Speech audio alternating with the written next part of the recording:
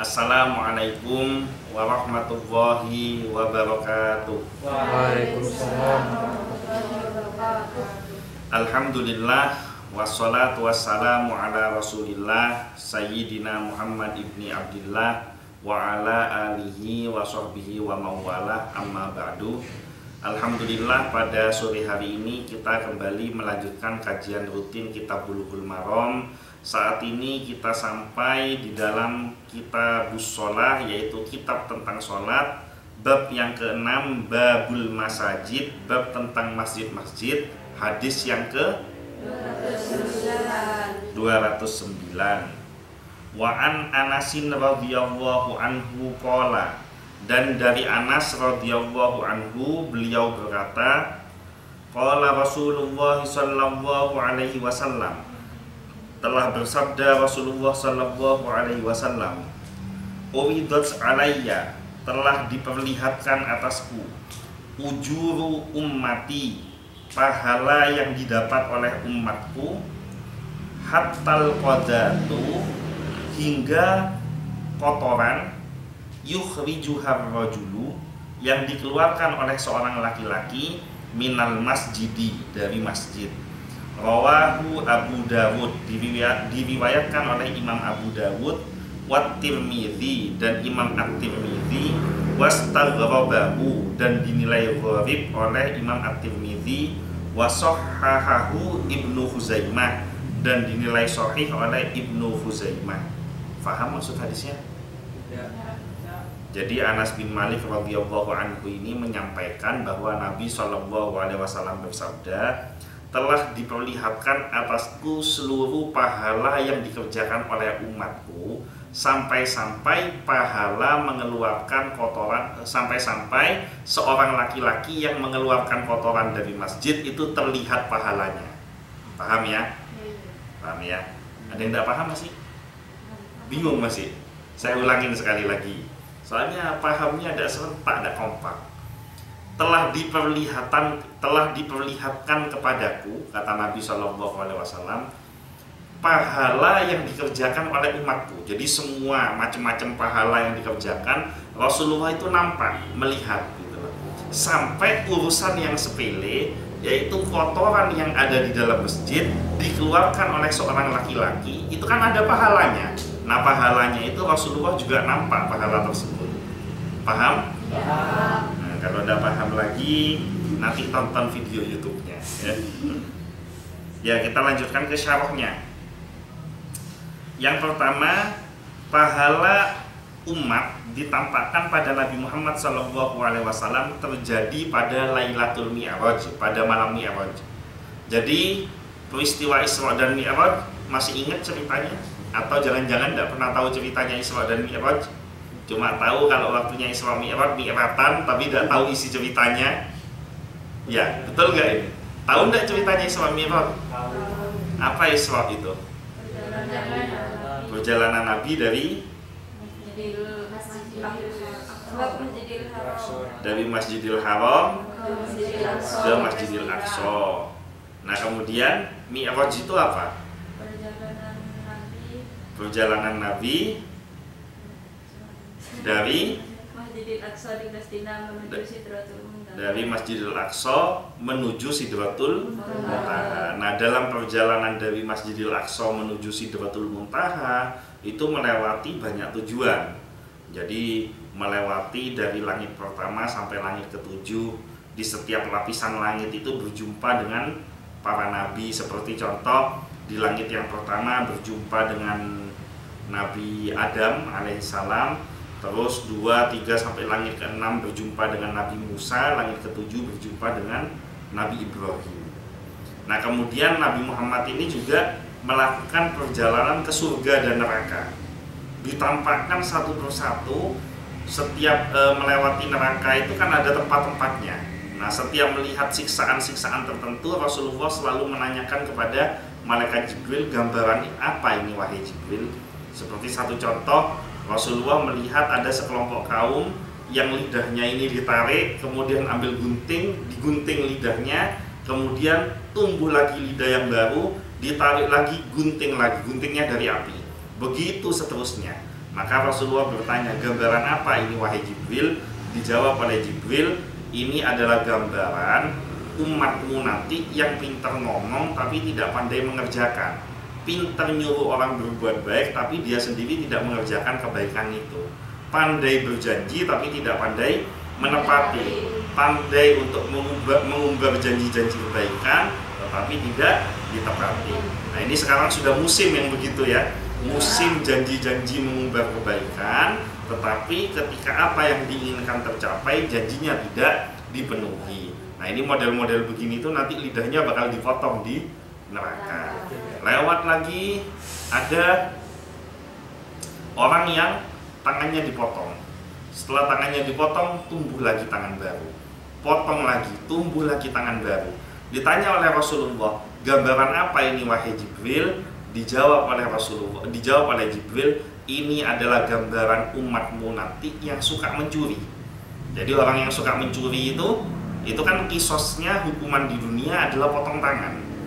Nah tapi kalau misalkan tangannya tidak dipotong di dunia, artinya karena hukum di Indonesia bukan potong tangan tapi penjara, dan dia tidak bertaubat, serta orang yang barangnya dicuri tidak ridho, tidak ikhlas, maka nanti di akhirat, di neraka, tangannya akan dipotong sampai dosa mencurinya habis. Bayangkan, digores sekali aja sakitnya sudah luar biasa kan.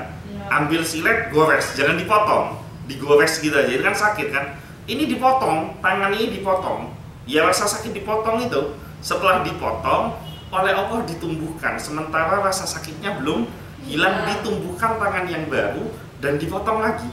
Rasa sakit belum hilang, tumbuhkan lagi yang baru, potong lagi, dan begitu seterusnya sampai dosa mencurinya habis. Kalau dia seorang mukmin, maka setelah dosa mencurinya habis, maka dia akan dimasukkan ke dalam surganya Allah. Itu yang dikatakan man kana fi qalbihi la ilaha illallah dakhalal jannah. Siapa yang di dalam hatinya beriman kepada Allah, maka dia pasti, di dalam hatinya ada kalimat la ilaha illallah, maka dia pasti masuk surga. Wa in zana wa in saraq. Meskipun dia pernah berzina, meskipun dia pernah mencuri. Seorang pezina misalkan, ketika Rasulullah melewati neraka, melihat ada gambaran seseorang yang diambilkan tombak yang panas dari api, tombak itu kemudian mohon maaf ditusukkan ke kemaluannya sampai tembus ke mulutnya. Jadi ditusuk kemaluannya sampai tembus ke mulutnya. Ditanya, gambaran apa itu wahai Jibril? Dijawab oleh Jibril, itu adalah umatmu, gambaran umatmu yang gemar berzina. Jadi kalau belum diampuni terus mati, orang zina belum diampuni terus mati, berarti kan dia bawa dosa zina. Nah itu di neraka itu nanti kemaluannya ditusuk dengan tombak dari api sampai tembus ke mulutnya. Harus ditusuk, diambil, tusuk lagi, ambil, tusuk lagi, begitu terus sampai dosa zinanya habis, sampai dosa zinanya hilang. Kecuali kalau dia dikisos, kalau dia ketahuan zina dan dihukum dengan hukum Islam di dunia, maka dia sudah tidak perlu menebus lagi di akhirat. Di dunia kalau belum menikah kemudian berzina, itu hukumannya adalah dicambuk 80 kali. Jadi pakai rotan itu cambuknya benih onla oleh betekongku 80 kali. Itu kalau belum menikah. Tapi kalau sudah menikah, maka hukumannya adalah dikubur sampai leher, kepala dilempar batu sampai mati. Itu alias rajam. Itu hukumannya. Kalau di dunia dia melaksanakan itu kemudian mati, maka dia sudah tidak ada hukuman dosa zina lagi karena sudah tebus di dunia. Nah pertanyaannya sekarang di Indonesia bagaimana? Kan tidak ada hukum rajam itu. Kalau dirajam malah yang ngerajam yang dipenjara nanti kan. Yang melempar batu, yang ngubur itu yang akan dipenjara. Bagaimana solusinya bagi seseorang yang sudah terlanjur berbuat zina dan ingin taubat? Maka yang pertama, mandi taubat. Seperti orang mandi besar. Nah setelah mandi taubat, ambil wudhu, laksanakan sholat taubat. Setelah laksanakan sholat taubat, setiap hari jangan putus istighfar minimal 1000 kali. Astagfirullahaladzim, astagfirullahaladzim, astagfirullahaladzim. Satu hari itu minimal 1 kali, jangan putus, sambil mohon ampun kepada Allah dan berjanji untuk tidak mengulangi kembali kesalahan yang pernah diperbuat. Itu kalau yang sudah kadung, sudah pernah zina. Kalau yang belum ya jamak-semak sudah. Dan karena resikonya lebih besar daripada manfaatnya. Manfaatnya cuma sesaat, kenikmatan yang didapat hanya sesaat, tapi dosanya teramat besar. Nah itu jadi mi'raj. Nah sama, ketika Nabi berkunjung di surga, ditampakkan oleh Allah para penghuni surga itu dengan berbagai macam kenikmatannya. Ada yang wajahnya berseri-seri, ada yang dibangunkan rumah yang megah dari emas, ada yang dibangunkan kota yang megah dari emas. Segala macam kehidupan, kenikmatan yang ada di surga itu ditampakkan oleh Rasulullah. Dan Rasulullah juga bertanya kepada Jibril, gambaran apa ini wahai Jibril? Maka dijelaskan satu persatu, oh ini yang ahli sodakoh balasannya ini, oh yang berbakti sama orang tua balasannya ini, oh yang suka memaafkan balasannya ini, oh yang senang sholat malam ini balasannya. Itu ditampakkan satu persatu secara detail, mulai dari pahala yang paling besar sampai yang paling kecil. Sampai ketemu ada kotoran di masjid dikeluarkan, ini kan sepele. Kotoran di masjid diambil, misalkan bungkusnya permen di dalam masjid diambil dikeluarkan, ini kan sepele kan. Itu pun pahalanya ditampakkan oleh Allah di dalam surga, dan Rasulullah itu melihat langsung bagaimana pahala tersebut. Paham ya? Jadi ketika Rasulullah mengatakan "Uritu alayya", maksudnya adalah Rasulullah benar-benar melihat secara mata, secara fisiknya, dalam keadaan beliau sadar dan roh tidak berpisah dari jasadnya di Lailatul Mi'raj, pada malam Mi'raj, di mana ditampakkan berbagai macam balasan dari setiap kebaikan yang dilakukan oleh umatnya. Yang kedua, hadis ini maksudnya adalah ditampakkan kepadaku pahala-pahala amalan umatku, juga pahala karena mengeluarkan kotoran dari masjid. Jadi di sini hadis ini menegaskan bahwa setiap kebaikan yang kita lakukan itu pasti akan ada balasannya. Begitu juga setiap kejahatan yang dilakukan, keburukan yang dilakukan pasti akan ada balasannya. Wa may ya'mal misqala dzarratin khairan yarah wa may ya'mal misqala dzarratin syarran yarah. Ada lagi di surat Al-Isra, in ahsantum ahsantum li anfusikum wa in asatum falaha. Siapa yang berbuat baik, maka kebaikan itu akan kembali pada dirinya, dan siapa yang berbuat jahat, maka kejahatan itu akan kembali pada dirinya sendiri. Jadi jangan ada pertanyaan lagi, bagaimana hukumnya orang puasa tapi tidak sholat? Kan ada yang gini kan, bagaimana hukumnya orang sholat tapi durhaka sama orang tuanya? Kan ada pertanyaan-pertanyaan begitu. Jawabannya, kalau orang puasa tapi tidak sholat, puasanya tetap dapat pahala, tidak sholatnya tetap dapat dosa. Jadi Allah itu adil, pahalanya tetap dibayar, dosanya tetap dibayar juga. Tinggal dilihat banyakkan mana pahala sama dosanya. Makanya kan kalau bagi mukmin, setiap orang mukmin itu pasti masuk surga. Cuma cara masuk surganya ini tidak sama. Ada minal langsungin, ada minal nyeperin. Jadi ada yang langsung masuk ke dalam surga, ada yang nyeper kade ke neraka. Nah, saya nyeper kade ini yang pahala yang dosa keburukannya itu timbangan keburukannya lebih berat daripada kebaikannya. Artinya saya nyeper kade. Nah, yang langsung masuk ke surga itu cara masuknya juga tidak sama. Ada yang masuk melalui interogasi terlebih dahulu, diwawancara, di interview. Pada benar kalau ketemu Gladys, saya interview kade gitu lah. Cuma ini yang menginterview ini malaikat, diinterview dulu. Nah, lolos baru masuk ke dalam surga.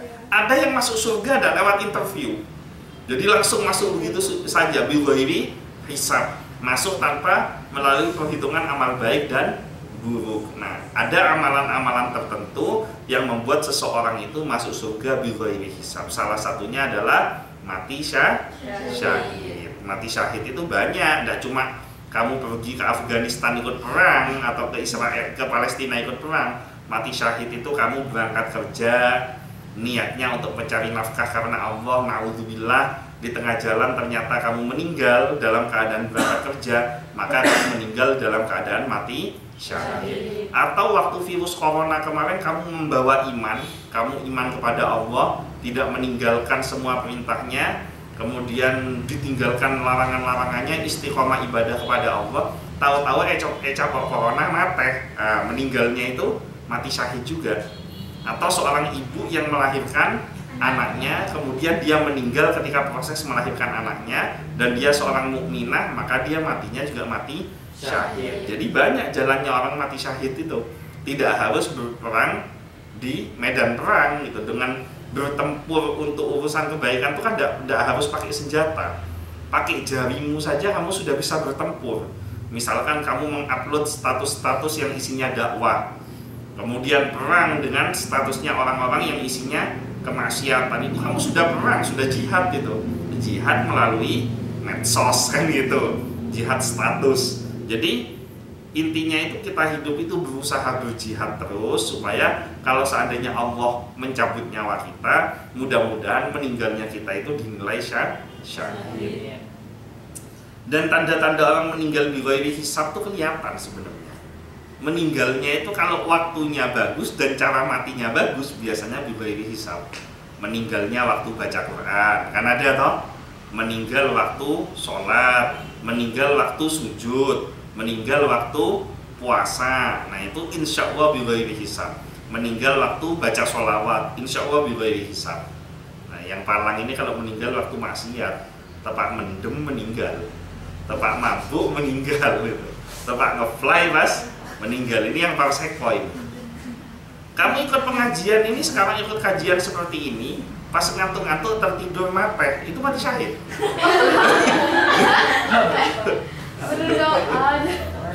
Upama ngantuk tertidur pas mati, itu mati syahid.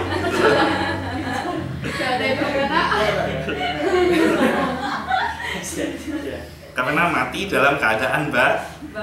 Jadi Allah itu menampakkan tanda-tanda orang soleh, bahkan cara matinya pun itu menjadi tanda bahwa dia ini orang yang diridhoi oleh Allah. Yang ketiga, hadis ini jadi dalil keutamaan membersihkan masjid. Kalau hadis yang kemarin menyampaikan bahwa kita itu tidak dianjurkan untuk bermegah-megahan di dalam bangunan masjid, tetapi di hadis ini menunjukkan bahwa kita diperintahkan untuk berjuang menjaga kebersihan masjid. Jadi Islam itu bukan terletak pada kemegahannya, tapi Islam itu terletak pada kebersihannya. Islam itu bukan terletak pada kemewahannya, tapi Islam itu terletak pada kesuciannya. Boleh megah, boleh mewah, tapi harus bersih dan suci dulu. Buat apa megah dan mewah tapi isinya tidak bersih dan suci? Nah setelah bersih dan suci, masjid itu harus dimakmurkan, baru dimegahkan. Yang keempat, hadis ini jadi dalil anjuran mengeluarkan sampah dari masjid, karena ada pahala bagi yang mengeluarkan al-qadha'ah, yaitu kotoran kecil. Jadi qadha'ah itu artinya kotoran kecil. Kalau kotoran kecil saja mendapatkan pahala, apalagi sampah yang lebih besar daripada itu. Makanya selalu berpikiran positif. Orang kalau di masjid misalkan buat kotoran, jangan marah. Siapa ini yang bikin kotoran ini? Jangan marah. Justru itu kesempatan untuk mendapatkan pahala. Bersihkan. Makin besar kotorannya, makin besar pahalanya. Yang membersihkan loh ya. Bukan kamu bikin kotoran terus kamu bersihkan. Saya buat kotoran sendiri dulu. Biar apa? Biar saya dapat pahala makin besar. Jadi tak kotorin dulu baru tak bersihkan.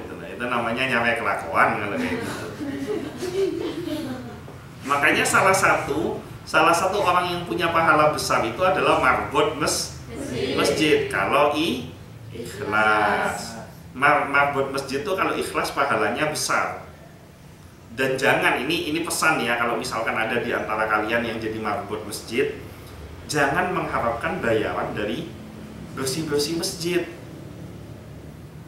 Kalau orang itu ngorangi masjid, mau ngorangi masjid tanpa mengharapkan bayaran, itu nanti hidupnya Allah yang tanggung. Allah langsung yang akan menanggung hidupnya, bukan dana dari masjid. Kalau mengharapkan dana dari masjid, dapatnya sedikit. Saya orang nyompeng setiap kotak amal lewat bunyinya kelotak. Kalau 500 rupiah, uang kelincingan kan gitu toh. Mulai dari zaman masih SD sampai punya anak 3, pakun kelotak mau sedekah ke masjid. Pas marbotnya ngarep pesena masjid ya tak gisoki. Pakun melarat. Berarti apa? Membersihkan, menjaga kebersihan masjid bukan untuk mendapatkan penghasilan dari masjid, tetapi untuk mendapatkan pahala ridho dari Allah. Umpama sama masjid disisihkan uangnya untuk marbot, diterima, diniatkan rezeki itu untuk kebaikan, untuk amal soleh, dan berdoa mudah-mudahan rezeki yang didapat dari masjid itu jadi rezeki yang barokah. Bener olehna umpama kun 100.000 1 bulan. Tapi karena diniati untuk mengabdi kepada masjid, uang 100.000 didapat dengan gembira, dengan ikhlas. Wah, alhamdulillah, maklai barokah. Tidak saya pakai, tapi saya buat bisnis. Umpama ada geng cilok, ya kan?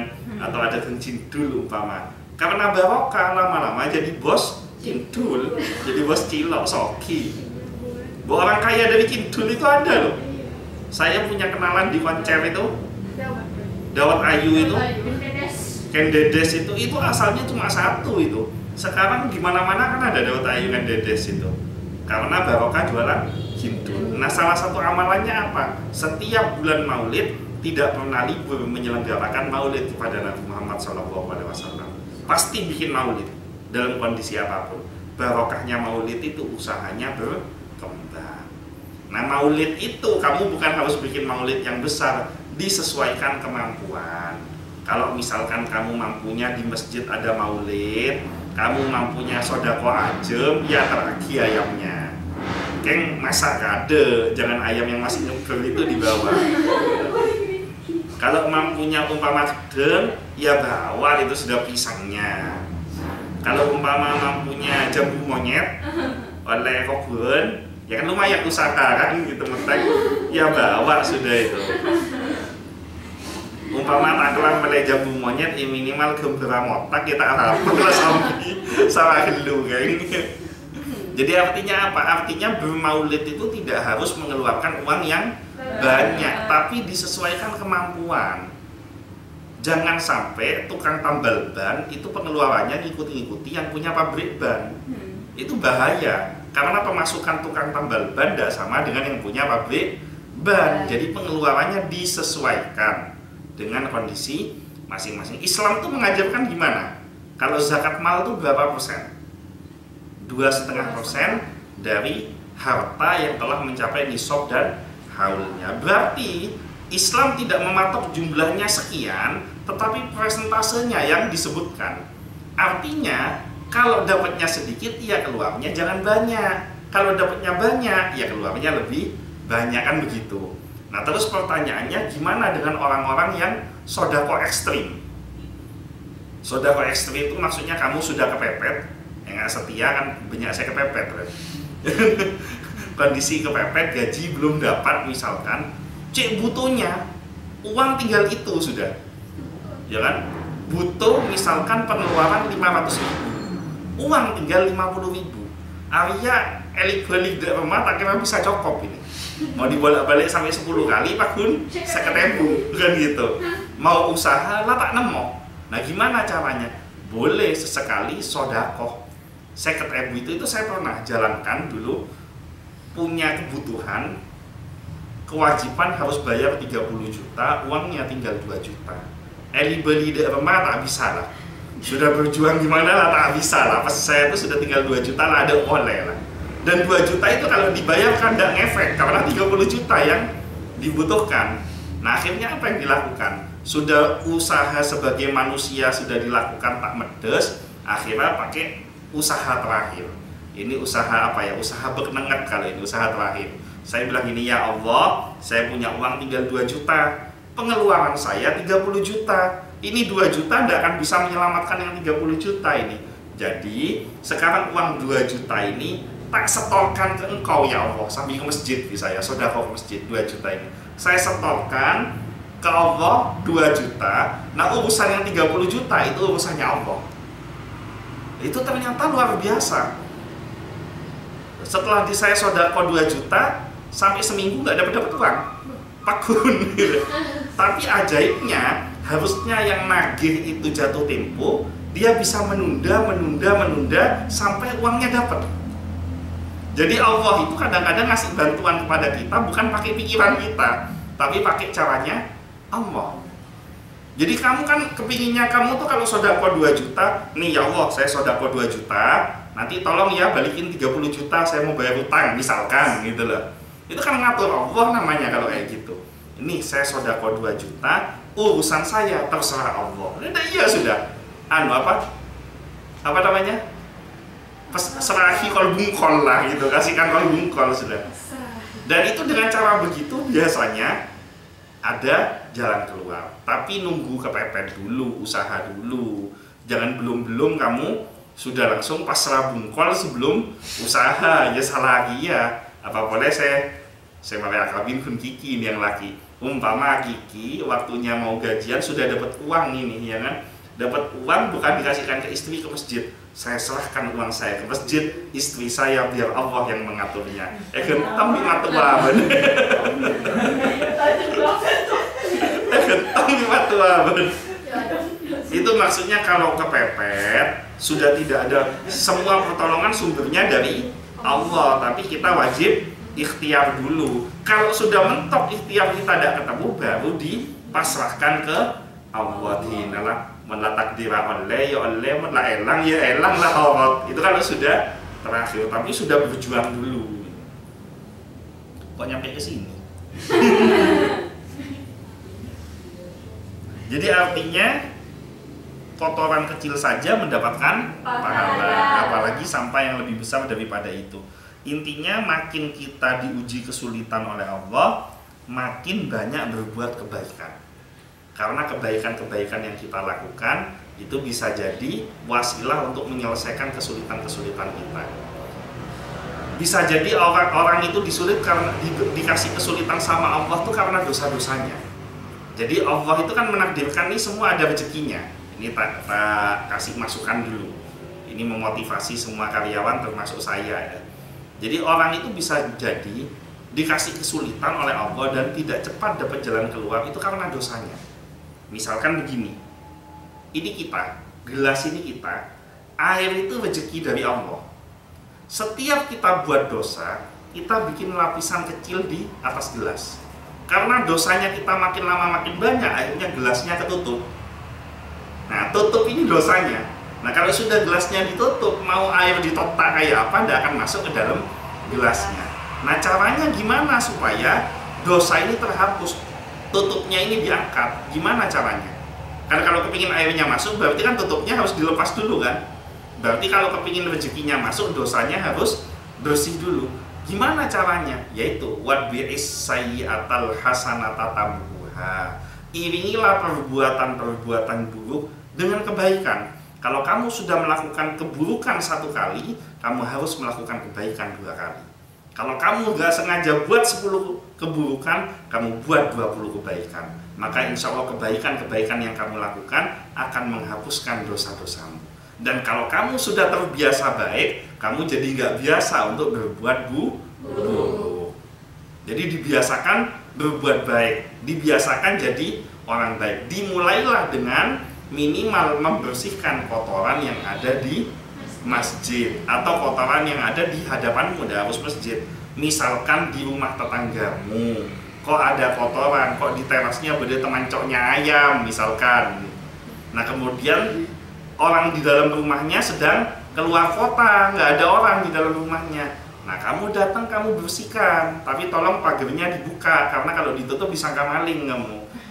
Itu dibersihkan tanpa cerita sama orangnya. Jadi tidak perlu ngomong, saya tuh kemarin bersihkan terasnya kamu, tidak perlu gitu.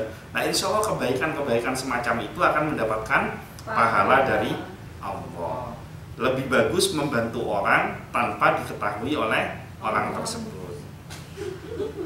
Terakhir, masjid itu harus dimuliakan. Bentuknya adalah masjid dijaga kebersihannya. Salah satu cara memuliakan masjid selain memakmurkan adalah menjaga kebersihannya. Jadi minimal walaupun kamu tidak bisa membersihkan masjid, minimal jangan buat kotor masjid.